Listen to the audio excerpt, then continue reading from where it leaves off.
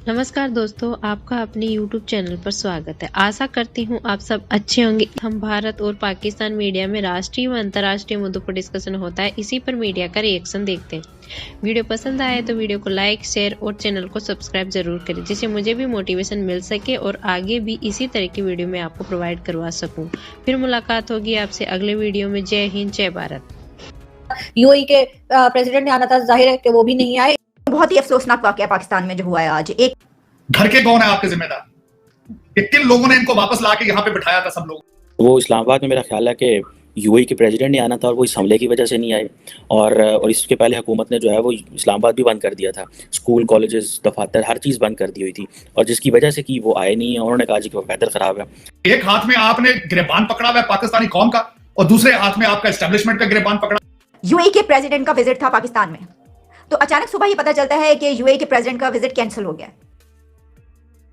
एक क्वेश्चन, अगले दिन पाकिस्तान के अंदर आपकी एक दिन के लिए बिजली खत्म होगी, करोड़ों का, बिलियंस का नुकसान हुआ है, किसी ने रिजाइन दिया, उसकी कोई कमेटी बना दी गई। कहा उसने, आपने हमारे मोहतरम जो वज़ीर आज़म साहब, जो छोटे वज़ीर आज़म है, उन्होंने कहा है कि हमने कमेटी बना दी है, जिस तरह वो कहते हैं ना कमेटी, चलो भी 5 साल बाद इसका फैसला आ जाएगा। कभी कोई रिस्पॉन्सिबिलिटी ले लो। आरजू, मुझे ये बताएं, आप किस जंगल में रह रही हैं? आप, दुख से मैं कहता हूँ, किस जंगल में रह रही हैं? जैसे अभी हम बात कर रहे थे, वो जो बंदा, वो यूएई का जो हेड है, वो शिकार खेलने आया है। आपने पूरा इस्लामाबाद बंद कर दिया, स्कूल भी और ऑफिस भी बंद कर दिए जी। कभी आपने दुनिया में ऐसा मुल्क देखा है? कोई ऐसा मुल्क मुझे बता दें। और आपकी कैबिनेट में, हर कैबिनेट के अंदर सारे ऑक्सफोर्ड और हार्वर्ड के ग्रेजुएट हैं। ये ब्रिटिश लोग, इनके अबाव इजाद ब्रिटिश एजेंट थे। ये जितने आपके ऑक्सफोर्ड और हार्वर्ड में आके पढ़ते हैं, गरीब का बच्चा तो वहां जा नहीं सकता। इनके माँ बाप सब ब्रिटिश एजेंट थे। ये सारे, हर कैबिनेट के अंदर आपके सारे ब्रिटिश एजेंट बैठे होते, उनके पोते दोते। इनसे बंदा पूछे, तुम्हारे बच्चे तो बैठे हैं ऑक्सफोर्ड में पढ़ रहे हैं, इंग्लैंड में, तुम तभी तो यहाँ के बच्चों के लिए स्कूल बंद कर देते हो आप।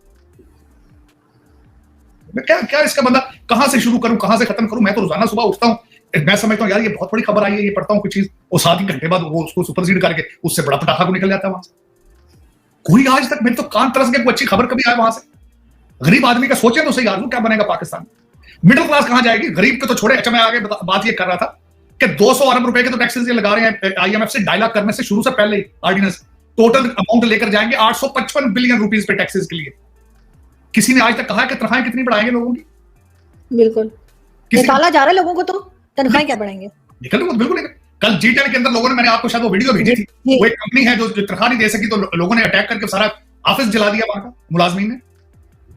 लेकिन किसी अमीरुल मोमिनीन है, अमर बिल मारूफ वाले, और नून लीग वाला छोटा बाबू है, वो किसी के मुंह से आज तक निकला है कि ये सारी इस जिल्लत में, आईएमएफ के पैकेजेस में, ये सारा कुछ तबाही टैक्सेस की आएगी, गरीब आदमी की तनख्वाह हम क्या करेंगे? किसी ने को हल बताया हो आज तक कि हम तनख्वाहें बढ़ाएंगे, ये करेंगे, वो करेंगे? कोई उसके लिए, गरीब आदमी के लिए पैकेज। कल मौलाना, उसने बड़ा अच्छी उन्होंने स्पीच बनाई, सिराज साहब ने, जमात इस्लामी में मुल्तान कर रहे थे वो बात। उन्होंने कहा कि भाई वो अब मजदूर भी रो रहा है, कारखानादार मालिक भी रो रहा है, काश्तकार भी रो रहा है, जमींदार भी रो रहा है, सारे रो रहे हैं। लेकिन मिडिल क्लास से नीचे, मिडिल क्लास और मिडिल से नीचे, ऊपर वाले तो भाई उनके तो V8 हैं, गाड़ियां हैं। वो अगले दिन आपकी वीडियो हुई थी कि वो पाकिस्तान के अंदर अपने बच्ची की शादी पे सोना फेंक रहा है, सोने के सिक्के फेंक रहा है। तो मुगल दौर को भी पीछे छोड़ दिया। कोई देखने वाला, कोई पूछने वाला हो, कोई कानून है, कोई कुछ। अब कानून से बात याद आई है, हमारे जो मिस्टर हैंडसम है, अमीरुल मोमिनीन, वो इस्लामाबाद की कोर्ट से सारे केस उठा के लाहौर कोर्ट में लेके जा रहे हैं। वो सुनिए आपने बात? जी बिल्कुल। अब इसी से अंदाजा लगा लें कि आपकी जुडिशरी के क्या हालात है। एक जज वहां से प्रमोट होकर सुप्रीम कोर्ट गए, और इनको अब मिस्टर हैंडसम को अब उम्मीद है वहां से रिलीफ नहीं मिलेगी, तो साथ ही अपने पंजाब में ले आए हैं, क्योंकि यहाँ पे वो रिलीफ है, वो एमपीए है, एक बंदा पीटीआई है। सर, आज लाल हवेली को भी तो सील किया गया सुबह। देखिए, वो तो उसमें बहुत पुराना केस था, वो तो उसमें बहुत पहले हो जाना चाहिए था, पता नहीं क्यों नहीं किसी ने एक्शन लिया, क्योंकि इस मुल्क के अंदर तो हालत ही नहीं ना कुछ। मैंने कल कोशिश की, सोचता रहता हूँ, आखिर मेरा मुल्क है, मेरी मादर मिल्लत है, मैं पैदा हुआ हूँ, वहां का दुख होता है। 3 चीजों के बारे में सोच रहा था, इसके सोल्यूशन सिर्फ 3 है। इंपोर्ट्स को बंद किया जाए, इंपोर्ट्स के बारे में बड़ा सेंसिटिव लिया जाए, फॉरेन इन्वेस्टमेंट लाई जाए, और एक्सपोर्ट बढ़ाई जाए। 3 चीजें। लेकिन ये तीनों के तीनों कौन करेगा? इंपोर्ट, जहां पे इस किस्म के ब्लास्ट हो रहे हैं वहां इन्वेस्टमेंट कौन करेगा? यही तो मैं कह रहा हूं। जब तक लॉ एंड ऑर्डर नहीं होगी, अदालतें ठीक नहीं होगी, फॉरेन इन्वेस्टमेंट किस तरह आएगी? इंपोर्ट किस तरह रुकेगी? क्योंकि आपके फैसला करने वाले सारे, उनको मर्सिडीज गाड़ियां चाहिए। इस बारे में हम ये नहीं कह सकते कि ये कोई बताया गया है कि अलर्ट आया है, लेकिन ऐसा होता है कि उसके बाद पता ये चलता है कि अलर्ट आया था और ये तो पहले ही बता दिया गया था, ऐसी कोई कार्रवाई हो सकती है। मुझे जो लगता है कि हो सकता है कि अलर्ट आया, वो क्यों लग रहा है, उसकी वजह यह है कि आज यूएई के प्रेसिडेंट का विजिट था पाकिस्तान में, तो अचानक सुबह ही पता चलता है कि यूएई के प्रेसिडेंट का विजिट कैंसिल हो गया। जिससे फौरी तौर पर यह अंदाजा होता है कि ये इसी वजह से हुआ। अच्छा, अब इसमें दो बातें हो सकती हैं कि क्या यूएई का जो प्रेसिडेंट का विजिट है वो इस धमाके से पहले कैंसिल हुआ या फिर बाद में हुआ। अगर तो पहले हुआ है तो इसका मतलब यह है कि ऐसी कुछ खबरें, अलर्ट्स मौजूद थे जिसमें जो है ये कहा गया था कि ऐसा कुछ भी हो सकता है किसी जगह पर, तो शायद इस वजह से हो सकता है कि उन्होंने अपना विजिट कैंसिल कर दिया हो। एक और बात ये हो सकती है कि अगर जाहिर है कि ऐसा हो गया बड़ा वाकया, तो फिर तो कोई भी ऐसी बड़ी अथॉरिटी आपके मुल्क में आ रही होगी तो वो कैंसिल कर देगी। तो अब आप ये देखिए कि कहाँ हम इकोनॉमी की बात करते हैं। मैंने तो आज भी इकोनॉमी के नए कुछ इशू सामने लाने थे, और आज पता ये चलता है कि इकोनॉमी से ज़्यादा बड़ी एक मुसीबत और बला हमारे सामने मौजूद है, और वो है दहशतगर्दी। तो इस बारे में जो होम मिनिस्टर और दूसरी अथॉरिटीज़ हैं अफगानिस्तान के ऊपर जो है वो इल्ज़ाम लगाया गया। हम तो इसी तरीके से कह सकते हैं क्योंकि अभी ये बात कही गई है। अब क्या उसकी एविडेंस कोई दी जाती है, क्या होता है, इसकी वजह ये कि कहा गया है कि अफगानिस्तान की तरफ से जो है वो ये पाकिस्तान के ऊपर इस तरह की कार्रवाइयाँ हो रही हैं। अब अगर हम ये बात करें कि अफगानिस्तान और पाकिस्तान के ताल्लुकात, तो वो तो आप बहुत अच्छे तरीके से जानते हैं कि कितने शानदार हैं आजकल और काफ़ी अरसे से, तो इस पर कोई बात भी नहीं है। बल्कि इससे पहले ये भी हो चुका है कि वहाँ के अंदर से यहाँ पर जब हमले किए जाते रहे और गोलियां चलती रहीं, तो यहाँ पर जो फौजी जवान थे वो जब शहीद हुए तो उस वक्त भी ये कहा गया कि देखें आपके अंदर से ही हो रहा है। तो उन्होंने कई मरतबा वो ये कहते हैं हाँ जी हम देख रहे हैं, और कई मरतबा वो कह देते हैं आपका और टीटीपी का मामला है, आप देख लें। तो जनाब ये जो इतने ये जिरगे भेजे गए 50-50 लोगों के, 100-100 लोगों के, वो कहाँ गए जिरगे के यहाँ पे ये कुछ हो रहा है।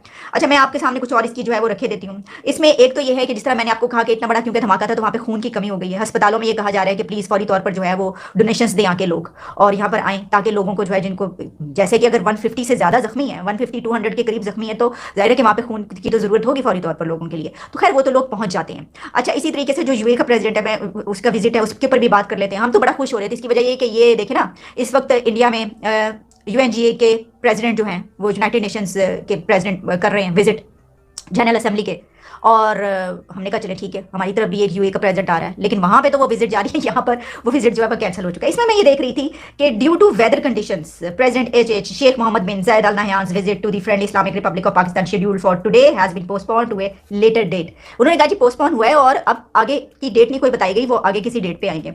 तो अगर तो हमारे मुल्क के हालात अच्छे रहते हैं और हम दहशतगर्दी के इस ये जो एक इतना बड़ा हमारे सामने मुश्किल है, इससे हम कर लेते हैं, फिर तो लोग यहाँ पर शायद आ भी जाए। वरना मुझे नहीं लगता कि ये जिस तरीके से धमाके हो रहे हैं तो लोग यहाँ पर जो है वो ज़्यादा आते रहेंगे। और देखिए ना हमारी इकोनॉमी की क्या बात है, और इकोनॉमी की इस सिचुएशन में आज के दिन क्या हुआ है, सिर्फ आज के दिन में डॉलर 7 से 8 रुपीज़ ऊपर गया पाकिस्तान में, 7 से 8 रुपये ऊपर गया। जो गोल्ड है, जो सोना है, वो 2 लाख से ऊपर हुआ है। इंटरनल पॉलिसी का फेलियर तो एक ऐसी चीज़ है कि उसको कोई अगर डिफेंड करने के लिए आए तो मैं समझता हूँ कि वो दुनिया का बहुत बड़ा कोई जीनियस होगा जो पाकिस्तान की इस वक्त की इंटरनल इकोनॉमिक और पॉलिटिकल जो काम है उसको वो करे। लेकिन मैं समझता हूँ कि इक्वली जो है पाकिस्तान की एक्सटर्नल पोजीशन इतनी ख़राब है कि आपने जो है वो अपने इर्द गिर्द जो है ना वो आग की दीवारें खड़ी कर दी है और आपने दुनिया में एक हॉस्टाइल किस्म का माहौल क्रिएट कर दिया अपने लिए। लेकिन जो नेशंस हैं, नेशनलिटीज़ हैं, ये रियासतें हैं, वो क्राइसिस का शिकार होती हैं, हिस्ट्री में इज़ वेरी फ्रीक्वेंट। ये कोई नई बात नहीं है। हमारे देखते हुए गुज़श्ता 3-4 सालों में बहुत सारी स्टेट्स जो है ना वो बहुत डीप किस्म के क्राइसिस का शिकार हुई, लेकिन उनकी तरफ से कोई ना कोई था जिसने हाथ बढ़ा के तो उनको जो है ना दलदल से निकाला। लेकिन आप अपनी पॉलिसीज़ जो हैं वो कुरानी हर्फ बना लें, हर्फ आखिर बना लें और कहें जी कि इन पे बात नहीं हो सकती, क्योंकि पास मंजर में कुछ लोग बंदूक तान के बैठे हुए हैं आप पे और वो आपको इजाज़त नहीं देते कि आप ये चीज़ें तब्दील करें। तो बगैर तब्दीली के आप ज़रा मुझे ये समझाएं कि आप एक पॉजिटिव रिजल्ट की तवक्को कैसे रखते हैं।